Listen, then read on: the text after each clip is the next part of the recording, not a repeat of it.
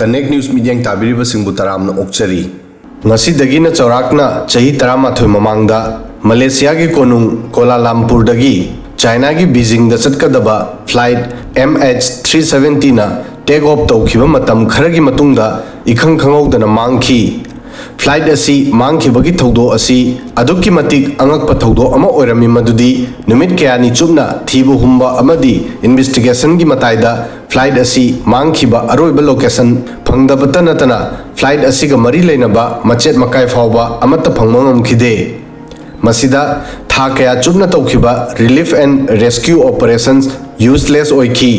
amadi flight ta tongkhiba passenger sing pumba siram lagani haina lawduna search operation lepki adubu hauji mangkhiba plane MH370 gi amuk hanna thiba humba honana decision lawkhre Malaysia sarkar na lawkiba decision asina plane asida tongkhiba passenger singi family sing haukiba chahi 13 dagi khanglagliba awaba asida asagi mangal ama phangli relative kya ngasisu makhoigi nungsiraba family members singi asiba haksangi saruk amata oirabasu phangma ngainaragli sarkar search operation asibu family singbu aroiba paukhum pinanaba honaba oina lawri December 13 2025 tagi haukiba search operation asi world gi khwaidigi atangba search operation ni masida lupa crore chatru kunthra changani Malaysia sarkar gi maikedi tawriba search operation asida America gi robotic company Ocean Infinity gi mateng lawgani search operation asi plane ga mari leinaba akaiba saruk natraga machet makai thiba phangnanaba samudra gi depth ta tawgani samudra gi bottom phawba chorakna numit yankai phawba search asi tawgadori Malaysia flight MH370 gi numit aduda thokiba thodok amadi masida lawnariba tongan ba theory sing video asida khangminasi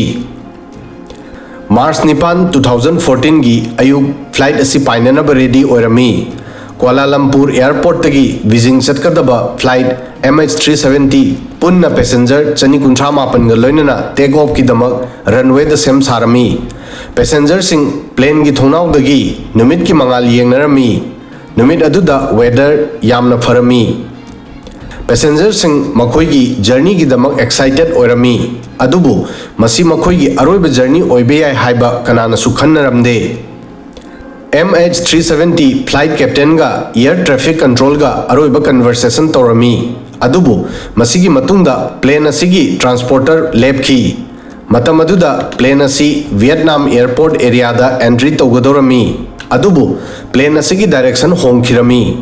matam adu fawba plane gi location adu uba phanglami amadi contact tongnana bohonarami adubu direction hek hongkhibaga MH370 flight ka karigumba makhal amatagi electronic communication lepki aduga karigi plane asina atopa direction da leikhibano haibasisu khangmangam khide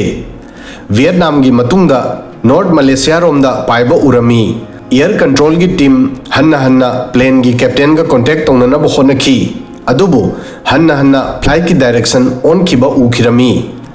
Malaysia gi matungda flight chorakna feet lising kun luba arapa Southern Indian Ocean gi mathakta paiba uki masigi matungda ikhang khangawdana flight ki location tracking system su lepki flight ki tracking system lepki bana air control room da phamliba mising masi khangmangam khide madudi flight Southern Indian Ocean gi matungda karamba maikai da turn tawki plane mafam asidagi atopa maikai da paikhibra natraga Indian Ocean da loop khrabra masi khangbalurami plane asigi mangkhiba matung masi khannaki madudi plane gi fuel loikhiba oiramba yai maram asina isingda taduna luplam lagani adubu plane asi isingda lupkhibagi confirm tawba yade maramdi karigumba plane isingda taba oirabdi crash toromgani amadi plane gi machet makai sing manak nakpada taramgani adubu asumna plane gi karigumba machet amata phangkhide oceanographers lising kaya aeronautical engineers sing amadi amateur spy sing na plane gi incomplete data sing da munna yengna duna plane asigi mahaki journey kadai da loisin ki haiba khangna na bohonaki plane asibu aroibo oina ukhiba mafam adugi investigation ju tawki adubu kana amatana karigumba makhal amatagi plane gi polam sing phangkhide plane asigi mangkhibagi clue amata phangdabana plane asigi search chahi kya fawa tawki plane asi crash tawbagi natraga masiga mari leinaba karigumba kharada oirabasu phanglamlabadi masi thibagi thabak asi matamaduda leplamba yabani yengba yabadi Southern Indian Ocean gi maximum depth 7,906 meter haibadi feet lising kun manga chamapan kuntrani pani haina panai mafam kharada masigi aruba feet lising kun mathoi chamapan yangkai mapan amadi feet lising kun humdoi chanipan tarani thoini haina sulaunei adubu masigi aruba kayano haiba mapung phana confirm tawba ngamde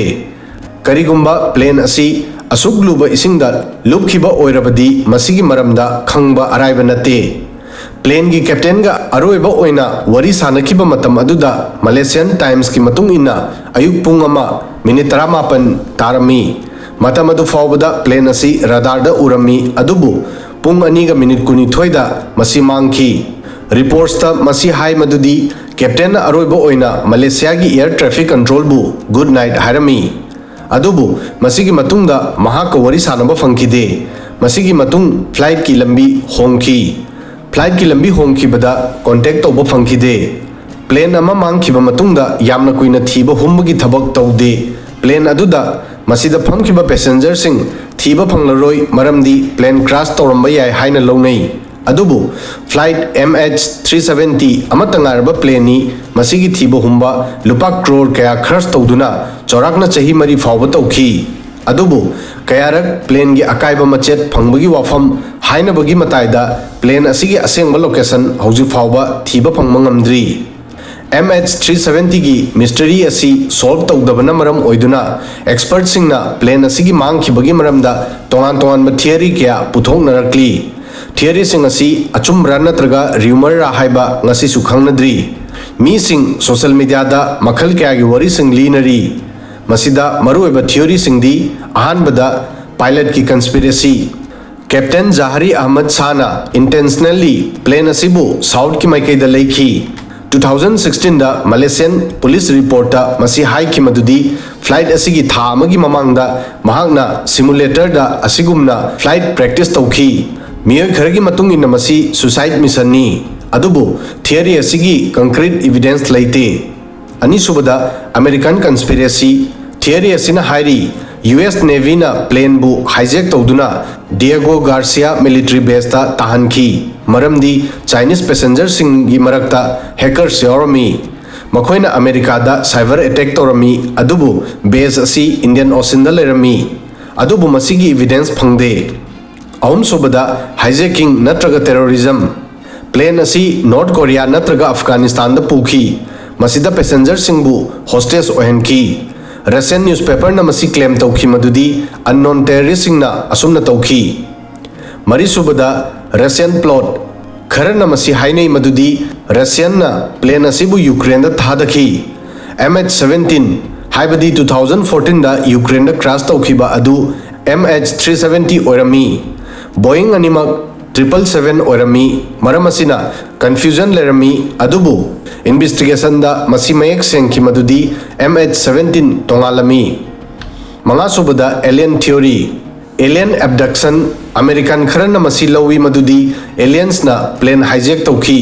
natraga CIA na divert tawki lairik